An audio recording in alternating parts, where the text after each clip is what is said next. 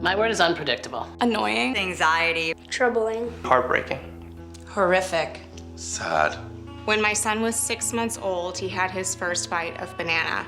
He first turned purple from his mouth down to his throat, and then he ultimately got hives all over his body, turned gray, and his eyes rolled back in his head. That was the worst anaphylactic reaction I've ever seen. He was an infant and required 2 shots of epinephrine, and it was an extremely close call. Her peanut allergy was off the charts. If I smell it, I throw up or I get hives. If I touch it, rash, possibly fainting. If I eat it, I die.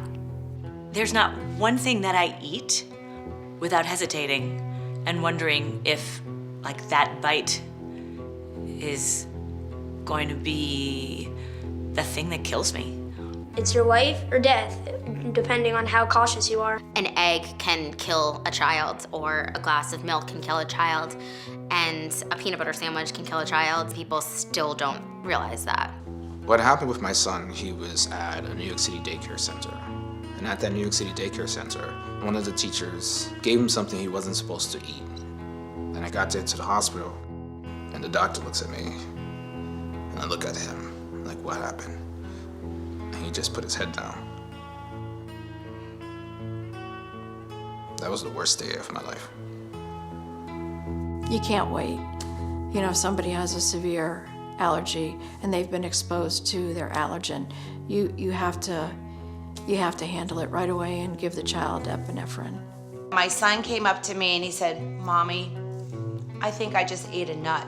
He started to have a stomach ache, and then he started to vomit.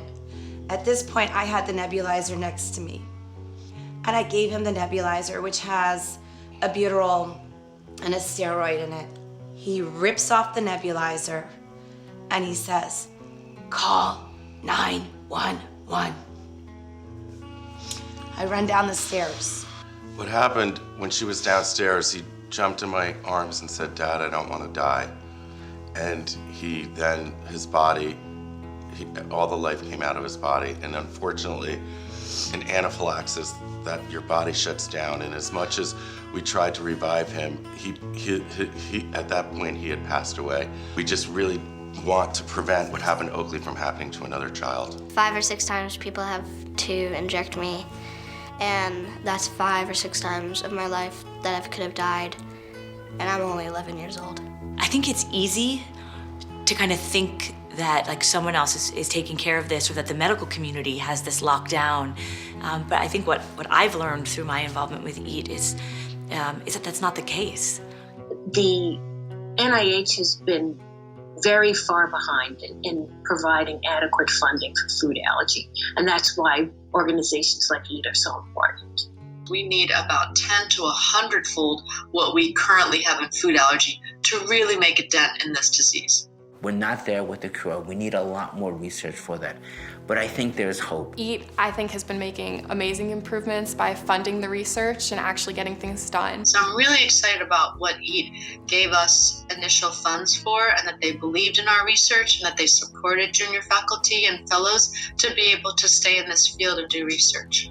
There is not a single doubt in my mind that kids with food allergies every single day are better off because EAT is working tirelessly to accomplish its mission. If you have the means to help organizations like EAT, why not help save lives?